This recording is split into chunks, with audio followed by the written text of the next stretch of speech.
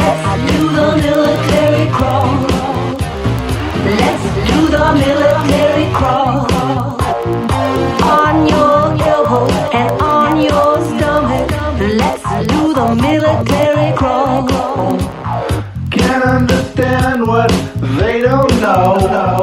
Can't understand what they don't know.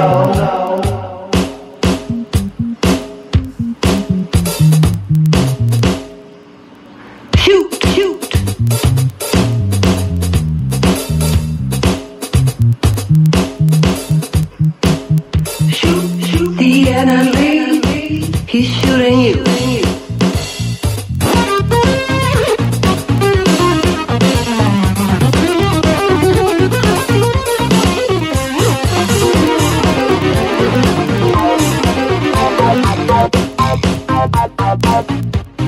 Shoot the enemy, he's shooting you. Shoot the enemy, he's shooting you. Get a shooting civilian ceasefire. There may still be snipers out there. There may still be snipers out there. Let's do the military crawl. Let's do the military crawl. On your elbow and on your stomach. Let's do the military crawl.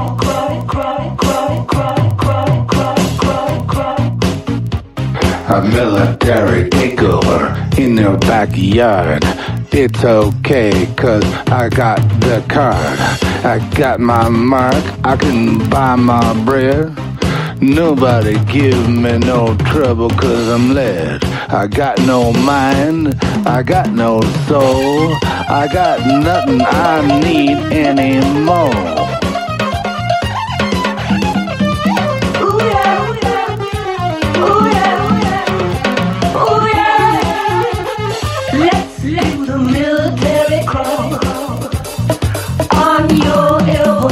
On your stomach, let's do the military crawl.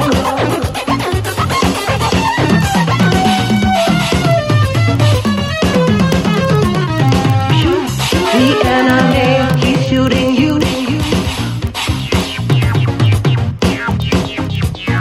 Shoot the enemy, he's shooting you.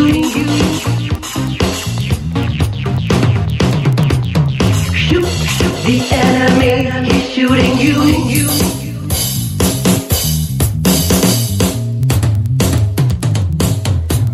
You're on.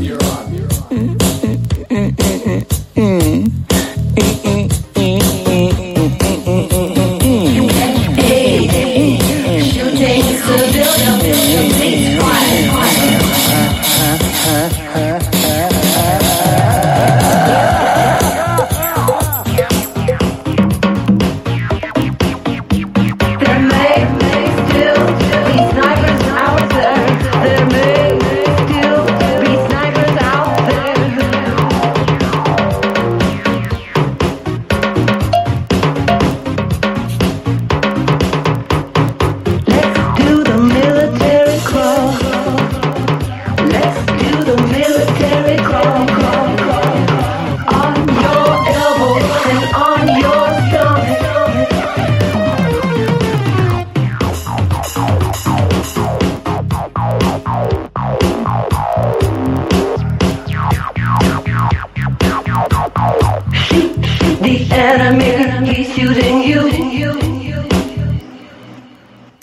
Hi, everyone. That was Zeph and Patricia Daniel, original music available on iTunes. Hi, good afternoon. It is February 28th. I am your host, Amelia Duran, and I'm here today to bring you an update on my friend, Scheaffer Cox, with Bryan, Christie. Let me go ahead and get them on the line. He is currently, folks, he's in a CIA prison with jihadis due to false statements and charges. And it's curious because, we're seeing a lot of this stuff, especially recently with what occurred with Roger Stone, and he's battling also some what appears to be trumped up charges. So we're going to catch up with them and see what's happening. Okay. Hold on. I'm trying to get him on the line.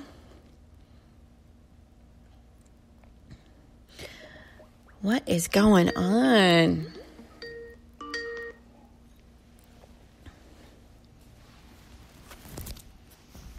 Hello? Hi, this is Jake. Hi, welcome to the show. It's great to be here again. Good afternoon. Good afternoon. I noticed, I used your spelling of your name like it was on Skype, and I apologize for that. I'll fix it after the podcast. I'm going to go. I might have misspelled it myself. Oh, really? Okay. Well, we'll get it straightened out. I'm going to go ahead and get Bryan on the line with us. Stand by.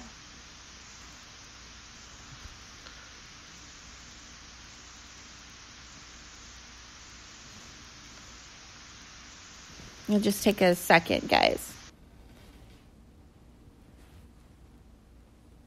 Hello? Hi, Bryan. Welcome to the show. Thank you. Nice to be here. You're welcome. So, our friend Scheaffer Cox, who was an activist, he is in a CIA prison, folks, with jihadis, right? Yeah, it's called a Communication Management Unit prison, and they have Christians like Scheaffer in there, and then they have jihadi Muslims in there, and it's pretty easy for them to get rid of people if they want to, as they have in a couple instances I know of, several. There's a CMU prison in Terre Haute, Indiana, and one in Marion, Illinois, and these are prisons that are not approved by Congress because Congress has not inspected them, and if they did, they wouldn't be around. But they're keeping good, innocent people locked up to shut them up for, well, as in Schaeffer's case. Schaeffer ran for office as a state representative, like in Don Young, Lisa Murkowski position, and he got 38% of the vote at 24 years of age in a three-way race, which is unheard of. I can't imagine being 24 and do what he did. But he did it, and then he didn't win, so he was out exposing crime and going around the countryside, several different states besides Alaska, having town hall meetings and talking about the corruption and what we need to do as people to preserve our republic, etc. And they got wind of this and didn't like it much and gave him a phony trial with no evidence, no exonerating evidence allowed, and the prosecutors lied. We've got it proven. The prosecutors lied. The FBI stole up to $3 million of his defense money, and it's just disgusting. It's disgusting. This is a good, innocent man. He didn't do anything. Like they said that he was a domestic terrorist type person and a sovereign citizen, and they used the FBI version of the sovereign citizen. If you look up Scott Eric Rosensteel, you will get the definition that I would call myself, and everybody that's a patriotic citizen is a sovereign citizen. George Washington was, Thomas Jefferson, and I consider myself one under that definition. But if you just Google sovereign citizen, it'll come up with the FBI version. But if you Google Scott Eric Rosensteel, it will come up the version that's a patriotic American. So for our listeners out there that aren't familiar with Jacob Scheaffer and his case, give us a brief description of his activism and a little bit of background on how this originated. Well, he is a homeschooled guy from Fairbanks. Mom and dad are teachers, and dad has a a Baptist church in Fairbanks and is also a West Point graduate. So the children grew up with quite a bit of knowledge. As in Schaeffer's case, he's like a child prodigy, patriotic young guy that wanted to make a difference. And he would have, if he had been elected. He would have upheld the Constitution, and the guy is squeaky clean, and they made him out to be a crazy man running around starting fires and stuff, So he originated it's like a 1-800 hotline for civilians to call in to request. The Liberty Bell Network, he called it. Yeah. And if you felt something was wrong and the police came to your house for some reason and there was nobody there and you wanted just somebody to witness what was going on, then you would call the Liberty Bell. And there were several people. I was one of them that would answer the phone and come to the aid of a person and just sit there and watch. Mm-hmm. There was no intervention or anything like that. We just sit and watch, make sure everything is on the up and up. And they didn't like that, so they set him up and got him on a phone. He had a license, carried a gun, and so he went up there and he was just watching. And they came up to him and knew he was a patriot activist type, pro-USA. So how old was he at the time when this originally all went down? Oh, I believe when he went to jail, I think he was like 23, 24. So he was like a young idealist he had good intentions. Oh, definitely. He was a young, educated guy. He saw what's going on in the country, which a lot of people don't. If you go to public school, you don't. You're just part of it. But he saw he went to the Continental Congress. He went to Continental Congress, and he was quite active, and he's popular in the in the city of Fairbanks in Alaska. He was a popular guy because he did get 38% of the vote in a 3-way state representative race, Uh-huh. And you're from Alaska. You're in Alaska, correct? Right. Okay. So what year did all of this happen? I'm trying to just 91. From 91 to 94, it all took place. I would say 90 to 94. He ran for office and didn't win, and he was having town hall meetings around Fairbanks in churches, and I've seen him with like 500 people in a church, and you can go online and Google Scheaffer Cox speeches or free Scheaffer Cox. The election, the state representative election, I think was in 2008. That was around the time of the Tea Party movement, and I think his arrest was in 2011 for the what turned into the federal murder conspiracy charge. So there's an update. Yeah, 2011. So this has been ongoing. He's actually, how long has he been in jail total? He's been in there, 8 years now, just about. 8 years.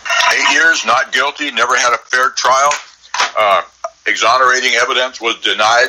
At least 6 eyewitnesses were denied to testify on his behalf. I'm one of them. I know he didn't do this stuff.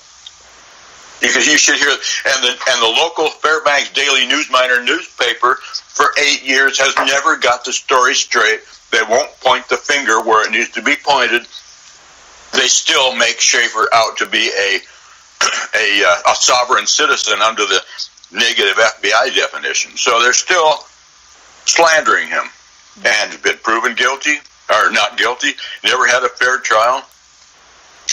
Has the prosecutor been able to articulate a single target of this alleged murder conspiracy?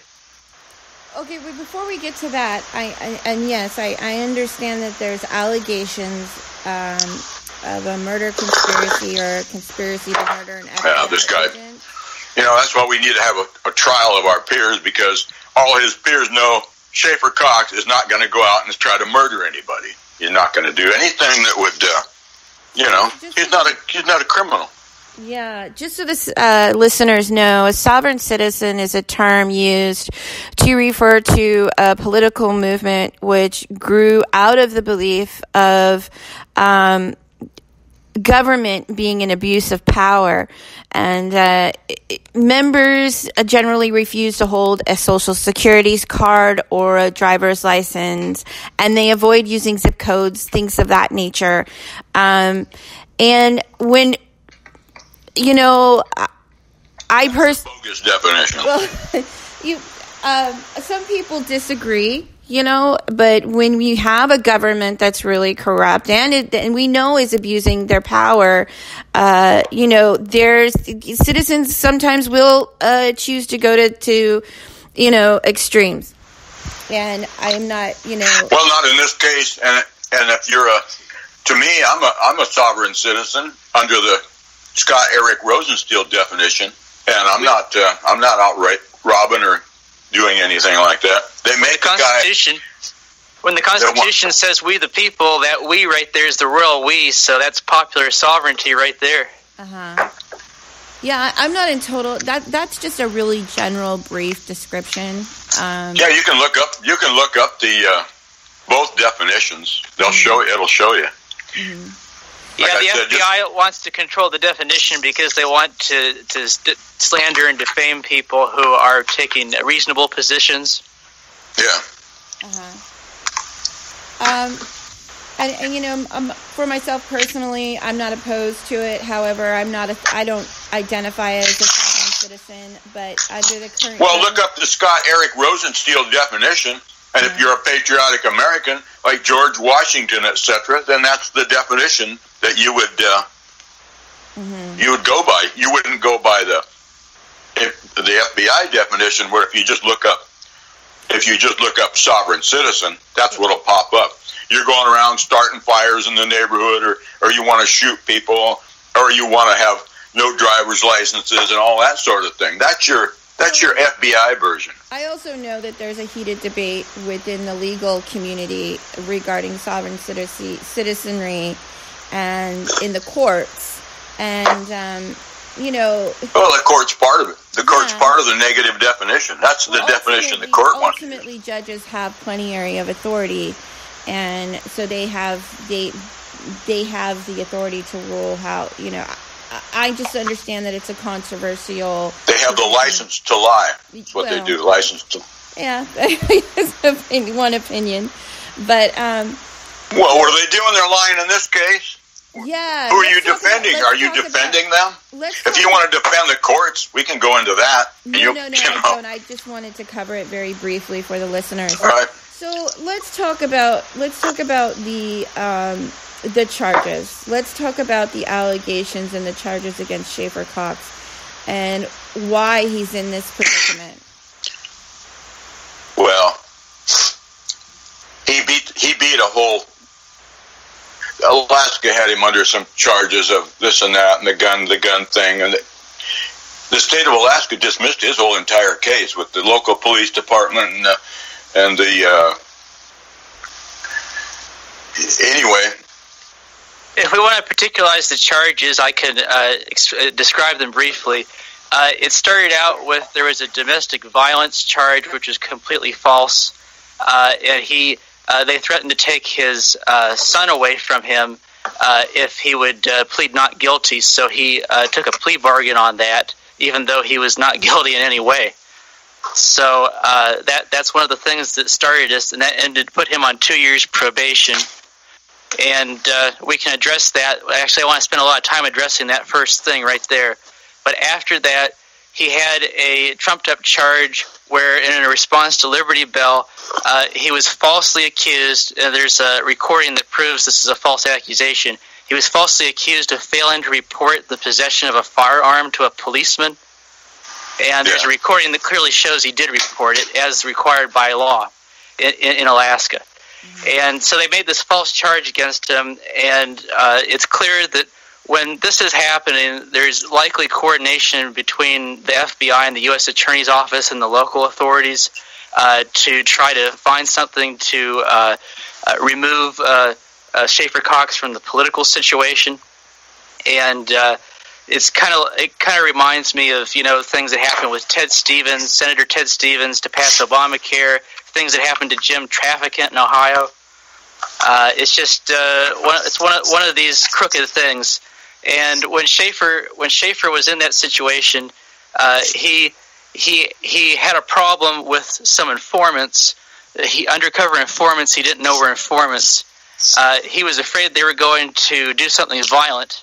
And so what he had to do was he had to find a way to resolve a situation that could be bad, that could result in violence caused by the informants. And when he did that, he ultimately decided the best course of action was to skip out on one of his court dates.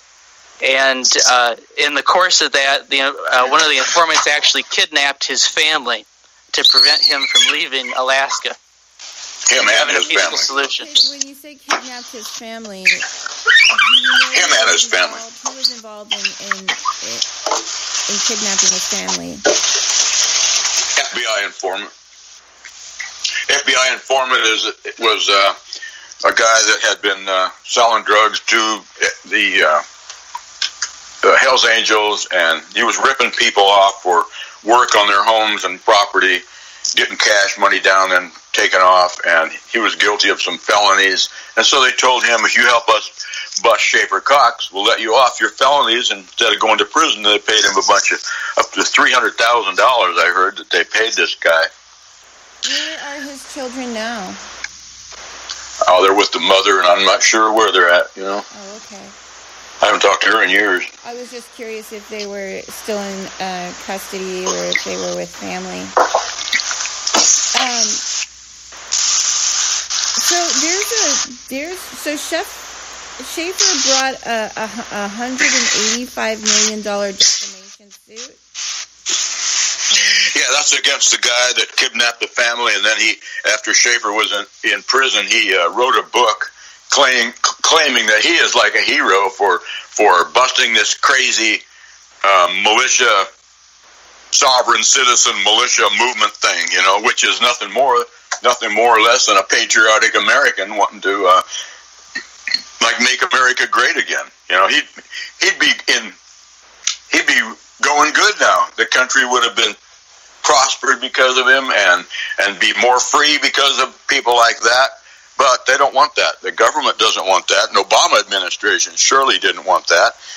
And so they just used the Justice Department and the Anchorage federal prosecutors to dispense with him and set him up, use this guy to set him up. They kidnapped him, put him away. He was supposed to have been going out of the state in a truck, but they stopped him in his car, took the battery out, kidnapped him. If you want to look at this, listen to this story, there's a 30-minute video out, and it explains it. It doesn't go into all the details of all the corruption tentacles are out there. But you can Google "framed by the FBI?" the story of Scheaffer Cox. That's a 30-minute video, and it's all true. But it's worse than what the video comes up with. Mm-hmm. So there were also allegations of Scheaffer being involved with was it an attempted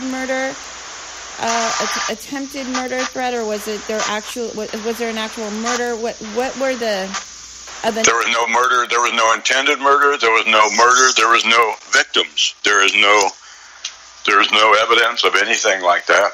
The guy is squeaky clean.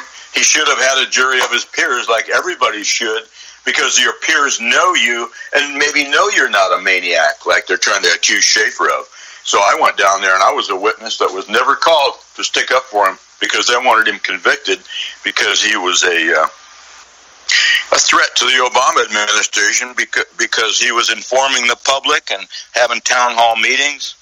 And let's be clear, this did not occur under the Trump administration. This occurred under Obama administration.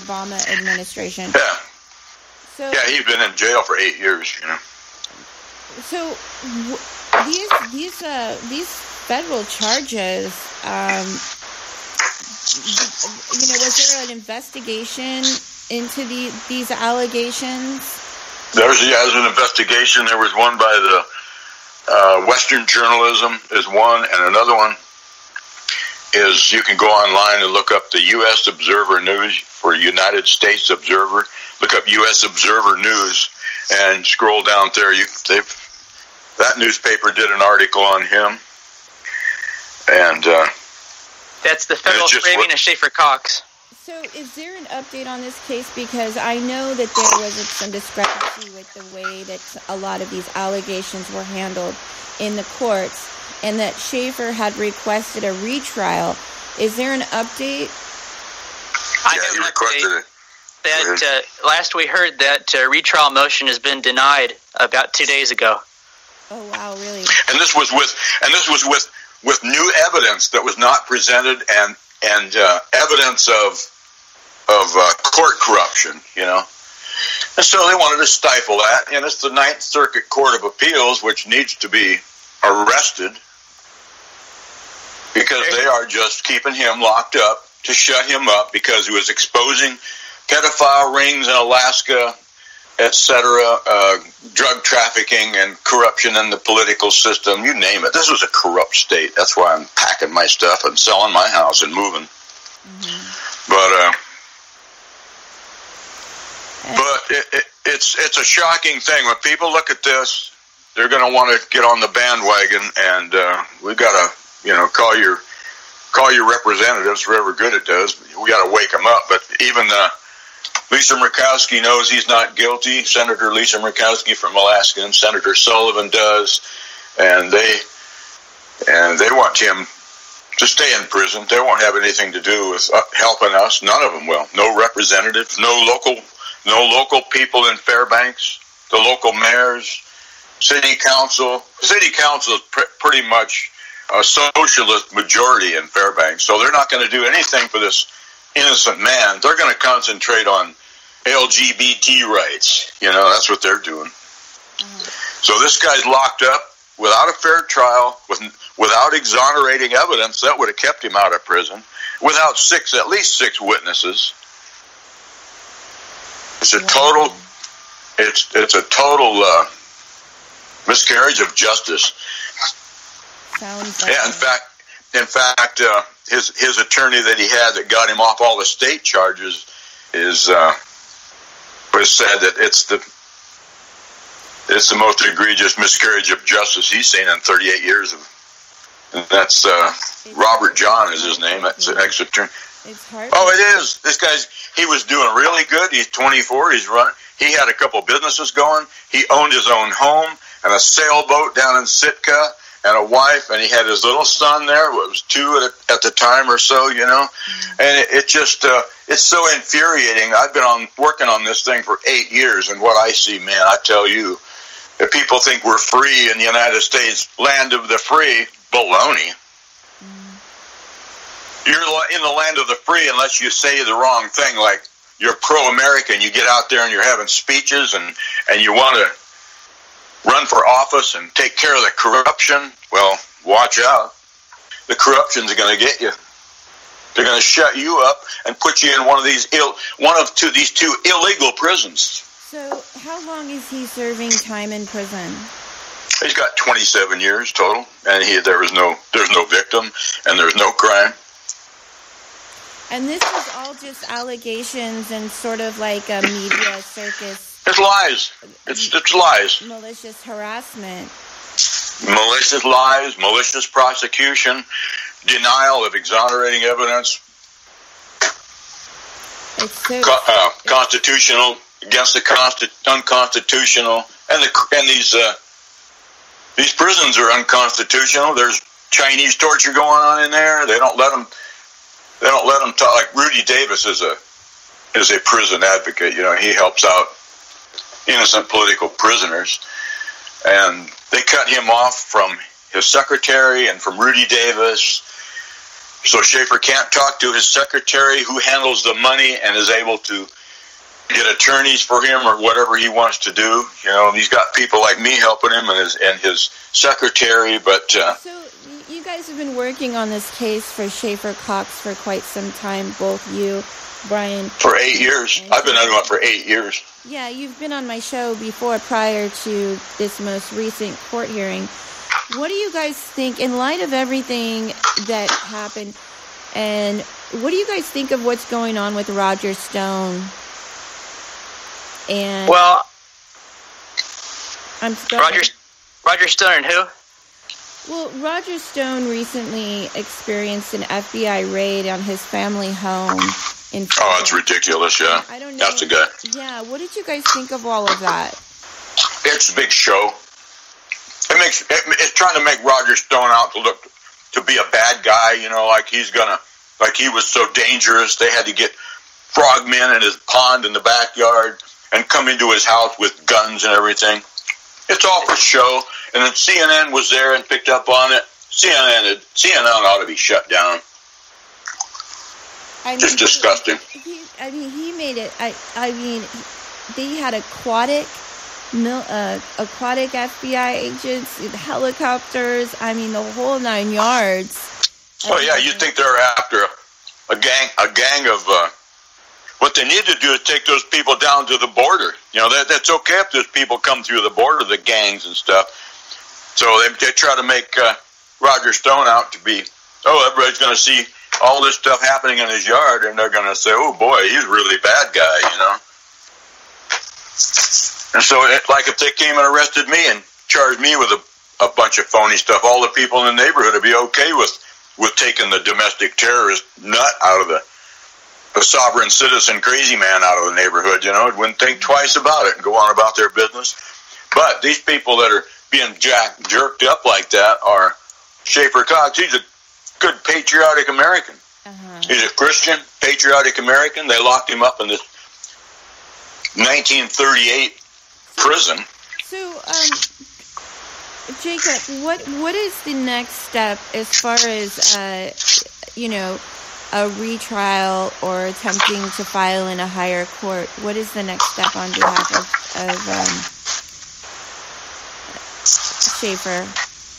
Well, I'm not sure exactly how much they can do with their without a collateral attack or something. But right now, I think perhaps they can go back into the Ninth Circuit and maybe ask for an appeal on that audited Corella, which is the motion for retrial. But I might be wrong about that. I don't know the law. Yeah, they turned that down. They turned that down. There's some background interference. There might still be an ability to get an appeal on that, though, because that wasn't something available for the first appeal. Anyhow, regardless of what the case is with that, as a practical situation, Scheaffer needs to pursue a Freedom of Information Act request to get his FBI file and expose the FBI corruption that went on. And right now, Larry Klayman, the founder of Judicial Watch, who's now with Freedom Watch, Larry Klayman is working on getting that Freedom of Information Act request through. He's brought a suit, which got consolidated recently with a suit Scheaffer brought for the same thing. And it's in D.C. They're trying to get that FBI file they have on Scheaffer. Mm-hmm. And have you had any success with the FOIA?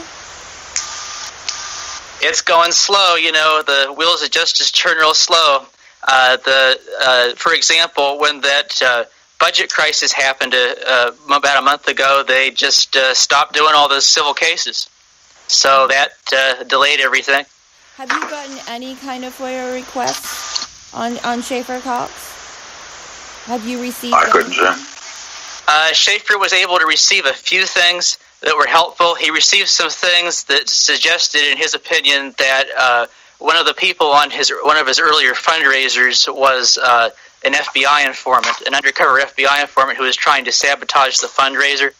Mm-hmm. So that was revealed through one of the FOIA releases. Wow. Yeah, we got a page of evidence that implicates one of the FBI agents and two people that were on the defense team, and the name of the company. I forget the name of the company that took the funds. There's a $12,600,000 lawsuit against a couple of people in the former defense team and the FBI informant and the company that did it, etc. You know. $12,600,000, $185 million lawsuit against the guy that set him up, etc. according to that FOIA release, that leads Scheaffer to believe that they must have been sending in FBI informants to sabotage his legal fundraiser. So that's why right now it's they stole the money. It's very important to either send things to the prison commissary or send it to. He also designated Angela Clemens, who's his kind of functions as his secretary, or at least she did. And is that still current, Bryan? Does Angela Clemens still take donations? Yeah, you can go to.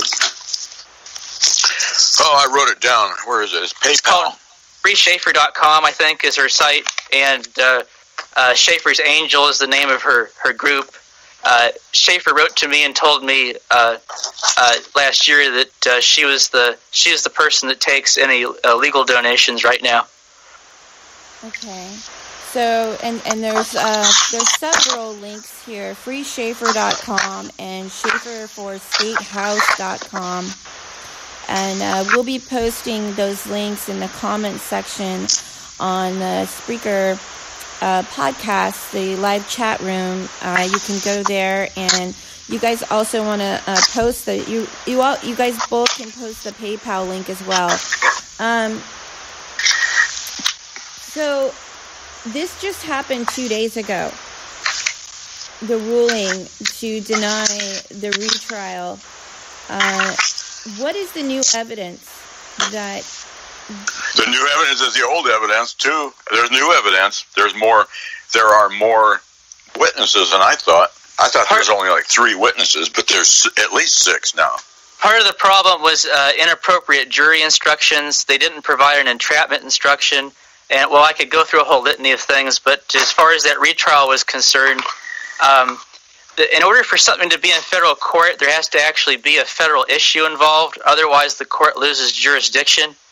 And unfortunately, the jury was not instructed that they had no power to convict unless they believed there was a conspiracy to murder federal officials. And if there's a conspiracy, if they believe there is a conspiracy to murder state officials, then there's no jurisdiction, and that would have to be taken in the Alaska court. And since they weren't instructed in that way... What were the grounds... I'm sorry, let me interject really quick. What were the grounds for the denial? I haven't read all the way through it, but it looks to me like they're basically just ignoring the argument that was made. Yeah. They're just they don't want any evidence or any trial for him or nothing. They don't want us. They haven't given a written response into why they denied the retrial. Part of the problem is that there's so many facts and there's so many ambiguous theories. The government has put forward like 20 conspiracy theories here, and the jury just has to. For example, if every juror believes a different conspiracy theory, which is not compatible with another one, according to their jury instructions, that still could amount to a conviction.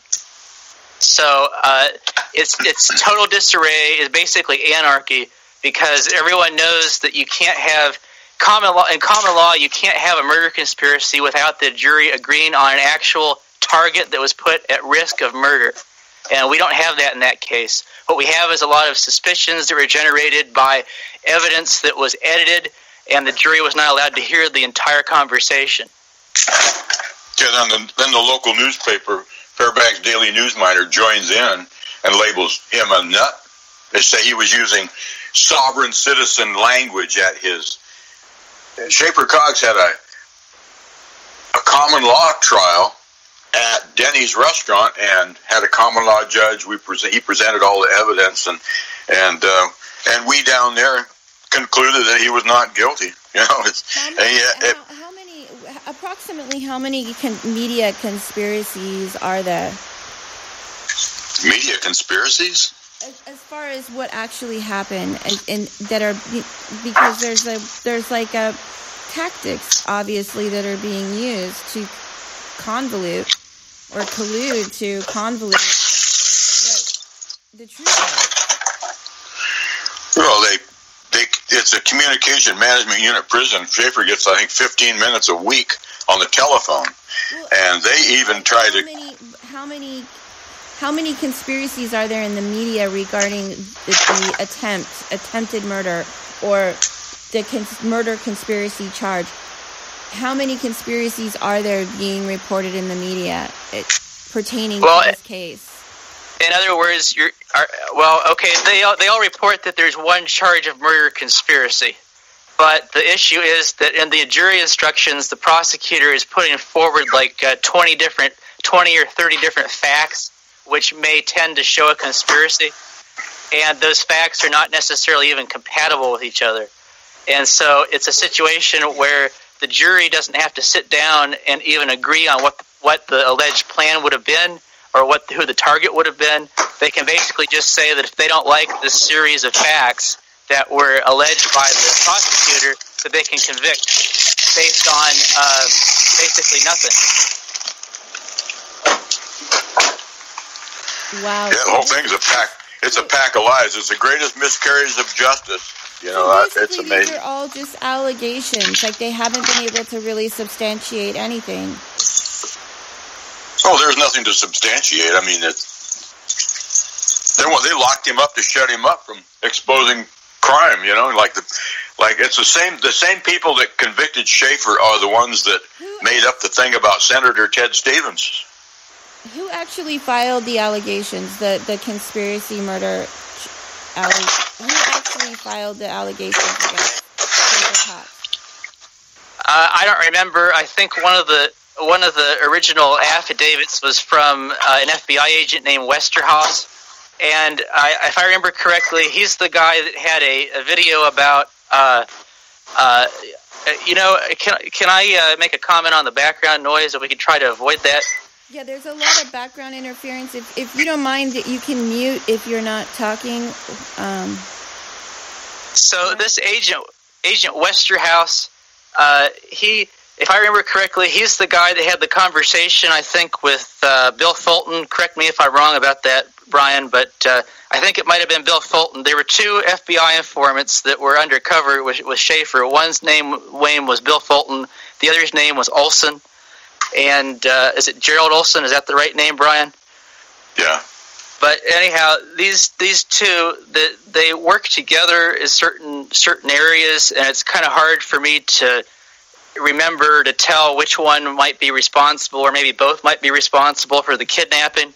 I mean, one thing you have to understand, when you steal a battery out of someone's car in Alaska, it's so cold. Who actually filed the allegations, the affidavit, I understand, or the allegations of murder conspiracy against? That'd be somebody in the Justice Department. I would imagine. Westerhaus definitely made one of the original affidavits to do the search and the arrest and the complaint and so forth.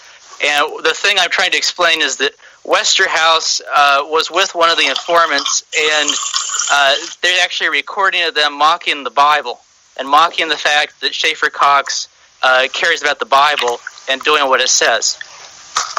And you can find that on Lone Star 1776, which is Rudy Davis's YouTube channel. And to answer your question, I don't remember who specifically filed it, but there were the U.S. Attorney's Office in Alaska was responsible for doing the prosecution, and you have something there called the Polar Pen Team, which goes back to things that were done against Senator Ted Stevens to get Obamacare passed.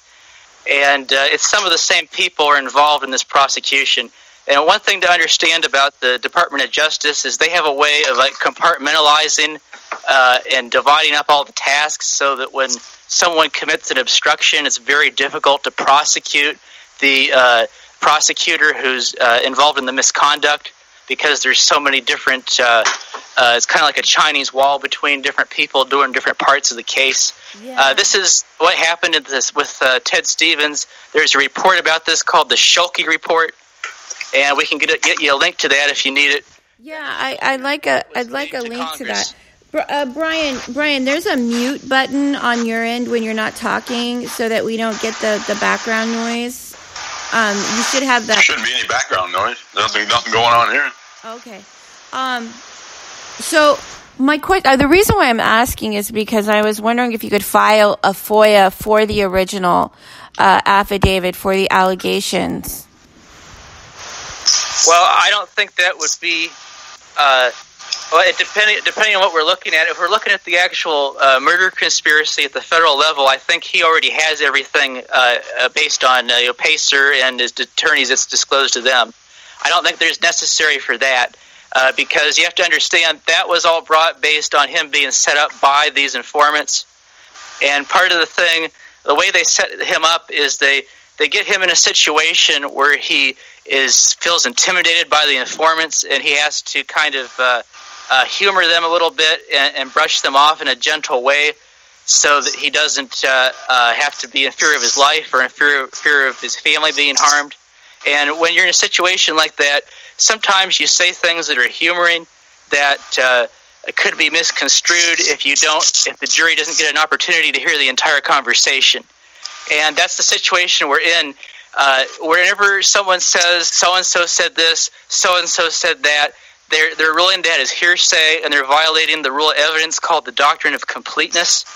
And they're abusing this hearsay rule so that the jury doesn't get to hear the entire conversation that happens with Scheaffer Cox. And the lack of that entire conversation will tend to show that Scheaffer Cox may have had a little bit more agreement with the informants than he actually did. So the inability to hear the entire recording is basically the core issue here. Yeah, but also I think what's really important is that the affidavit that was filed by the agents, or any materials that were filed to substantiate the allegation, I think those would be really important. Well, do you want a copy of the affidavit filed by Westerhouse? Yeah. I can get it for you. Okay, yeah, because I'll post it to the blog along with the show. We can post it in the comments along with any other links. That would be great. So what are the plans? Like, what's the next action you plan to take? As far as, are you going to continue? Well, Larry Klayman is supposed to be getting him a Sheriff Joe Arpaio style presidential pardon. And I sent him an email yesterday saying, "Where's the pardon?" But I haven't heard anything back. So they're just stifling you. They're stifling as much as they can. They just deny this, deny that, even new evidence and evidence of prosecutorial misconduct. Well, they don't want that out there, so they just keep him locked up. And they said you can't have a new trial, you can't do this, you can't do that. So it's up to Larry Klayman and his other attorneys to get around this thing somehow. If we could go back to this question about Roger Stone for a minute. Roger Stone, I noticed that the DOJ went with this false statement charge. This is the same type of charge they used against Senator Ted Stevens. They're both false statement charges. And the thing about a false statement charge is it's so vague, and there's so many things that can be misconstrued into a false statement, even if they're not. The way juries work now, or the way that lawyers work in front of juries now, and the screen evidence and things like that. It's basically, you can almost assume it's a trumped-up charge if there's a false statements charge. And this is a favorite tactic of the DOJ. And this is how they passed Obamacare through Ted Stevens, and this is what they're using against Roger Stone. Really, something needs to be done about the DOJ because it's just out of hand, out of control. You can see what it's doing to Trump, and they won't even respect a sitting president. So that goes to show that it's basically like a giant occultic pyramid thing. It's like a vampire squid taking over the government. So. Really, in my opinion, it would be better if we went back to private prosecutions, private criminal prosecutions like we had in the 1800s. Citizen jury. Bryan, do you want to mute your line when you're not speaking so that we don't pick up the background noise? What's going on with, I'm going to be doing a show. I'm going to be doing a show with a gentleman by the name of Roger Tanner. He actually did a documentary of fraud in the government, about fraud in the government, and I encourage you to to get in touch with him as well as tune into that podcast. I'm going to be doing it probably next week, I'm hoping, following up with him. But he's also on YouTube, and he actually also went through something similar with the FBI, with himself and I think his son was 7 years old at the time. And I what is going on? Like, what? It's like almost like you can just make these allegations and that's that. Like, it's devastating. It's devastating. Yeah, there's no more fair trial. It's just the way people think now. They got people cultured to think and indoctrinated to think that you're guilty until proven innocent. The citizens' grand jury has got to come back. Yeah, Larry Klayman's a big proponent of that. Big proponent of having your own moot court or your own grand jury, and trying to turn things into a citizen's arrest and making it happen in the real courts afterwards. It's like we have two sets of laws. We have this sort of occult government faction of the government, and then we have like the civilians. It's really scary. I'm laughing, but it's not funny. It's not fake news. It's real news. It's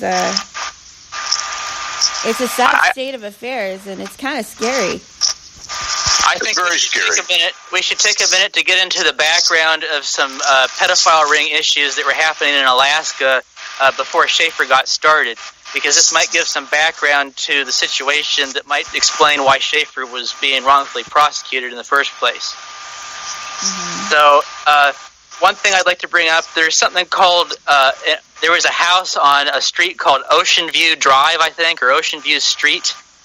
And this house was being used to prostitute children out. And this is one of the things that Scheaffer was concerned about, I believe, through the Liberty Bell system. Isn't that right, Bryan? Oh, I don't know. He was concerned about it, whether Liberty Bell or not. Yeah, well, however it came up, there were a few families that had reports of their children being molested, and they wanted him to try to help out and maybe investigate that, or help the government investigate it, or whatever was necessary. And this is in my opinion, this is one of the things that probably caused the political decision to go after Scheaffer Cox. So this was the catalyst that sort of caused the friction that resulted in the allegations and all of the false statements and slander. That's what I think. Wow. Yeah, Scheaffer was going after Bill Allen, the pedophile that was involved in was a witness supposedly a witness, and got up and lied on the stand in the Senator Ted Stevens case. Mm-hmm. They let him go. The Senator Dan Sullivan from Alaska got up and made a statement, and he said he's going to go after this guy, and so then Loretta Lynch, I guess it was, got a hold of Senator Sullivan and said, "Oh no, you leave our man, Bill Allen, the pedophile, alone." So then Sullivan leaves him alone, and he won't do anything for Scheaffer. You know, it's a bunch of. We just have a bunch of cowards working for us. They call themselves representatives, but in this case, not one of them will do anything. In fact, they lie to us about it. They lie to us about their what they're supposed to be doing, their responsibility. They lie to us, and I think I recall that Ted Stevens, when he crashed, he didn't even have a black box found from that plane. Is that correct? Yeah, there's some shady stuff in the plane crash, so he's probably set up to die in the plane crash, I would imagine, you know. Just like Ron Brown over there in Europe, when that plane went down, they found that plane with Ron Brown had a bullet in his head, you know, so they... Well, I don't know what to say. It's shocking, and it's really scary, because I'm going to be interviewing Roger Tanner hopefully next week, and I have the Scheaffer Cox case with you two gentlemen, and then also we see what's occurring in the media with Roger Stone and his family. It's very disturbing, gentlemen, and there's a list of names a mile long, other people that have been done the same way as Scheaffer Cox. And nobody is immune, and Well, I thank you both for coming on the show and talking about this. We definitely need more conversation, more awareness about what's occurring, and very publicly, it's occurring, and not only to Scheaffer Cox, but I'm also very publicly being targeted as well. Well, is there anything else that you want to share with the listeners regarding the case and any other kind of details? Pray for Scheaffer Cox. The power of prayer. Pray for Scheaffer Cox for justice, and that will I think that'll open the door to a lot of more of these same type of cases. And I know I could give you a bunch of different names of people that are still in jail, that don't belong in jail. And it's because of this corruption government. I want to say that the Communication Management Unit, one reason it's unconstitutional is because they're letting the CIA get involved in domestic matters and help make decisions to put people in that unit. And they didn't create it with an act of Congress.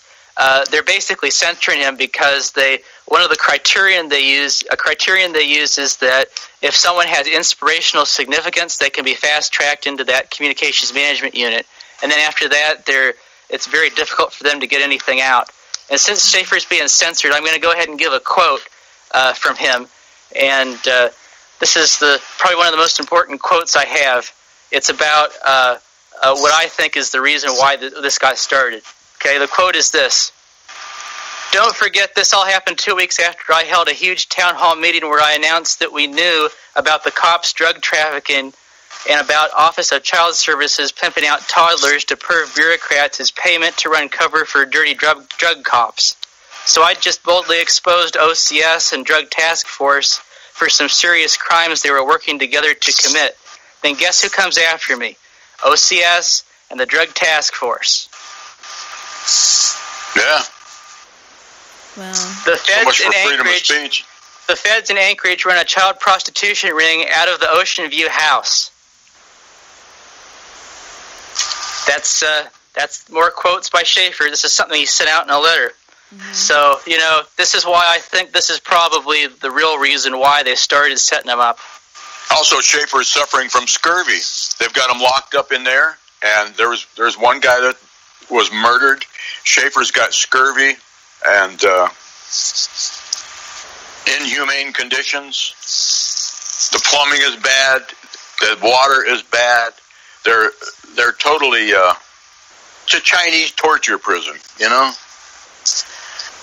So everybody's got to get on the bandwagon because nobody wants their kids or whoever, if they're out speaking up against what's going on, having meetings. You could be just plucked up, hauled away, and like the mayor in Fairbanks, Alaska, they won't do anything about it. They don't care. They come after me for my garbage bill. They try to force me to pay a garbage bill that I don't want to pay, and that's all they want to do. Let the good innocent man go. Yeah, I want to just say the simple concept that Scheaffer Cox had about a 1-800 hotline for civilians to call in for witnesses during these. It's a very simple and brilliant concept. And it seems like just totally logical that there would be a service like that available to the civilians, to the people, especially in the current climate that we live in. And it's a brilliant idea. You would think a lot of people would want to have access to something like that. And it's unfortunate.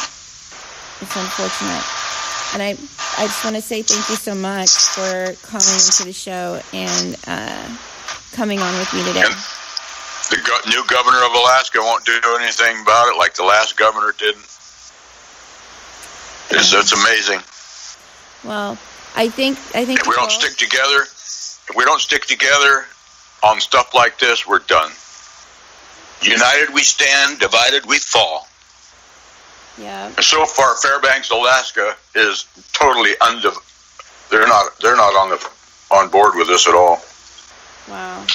There's a few people in town that help, but your so-called representatives that took oaths of office, there needs to be, for your oath of office, there needs to be charges filed. If you don't stick up for this guy, you should have charges filed against you for not, you're sticking up for your oath of office or whatever. It's just disgusting. It's disgusting. Well, people don't have enough guts to stand up against this stuff for your country, so your country's going away unless people do it. Mm-hmm. Because that's what they're wanting. They don't want Scheaffer Cox in power. They want their liberal idiot buddies in power, Their little commie boys, girls. Hopefully we have some people tuning in that will also take up this fight for Scheaffer Cox, to free Scheaffer Cox. And I appreciate both of you calling in today for this interview. And I will share it on Facebook too. We All Have the Power. It's a private blog of mine on Facebook exclusively. Also on Twitter and Instagram. I have to go, guys, but thank you so much. You're welcome. Have a good one. You too. Have a good day. Bye-bye. All right, everyone. Thanks for tuning in. This has been another episode of Porthole to Justice Off the Cuff. You can tune in Friday for TGIF Friday Music Show with myself. You never know what you'll hear on TGIF Music Show. I will be interviewing performer Pete Sake out of Los Angeles and his wife about his single, The Fabled Narcissist Keeper. And it'll be a fun show. So you can tune in on Friday at 7:30 Central Time, 6:30 Pacific Time, as well as next week I'll be interviewing activist Roger Tanner. All right, everyone, thanks so much for tuning in. I am your host, Amelia Duran. Have a great day.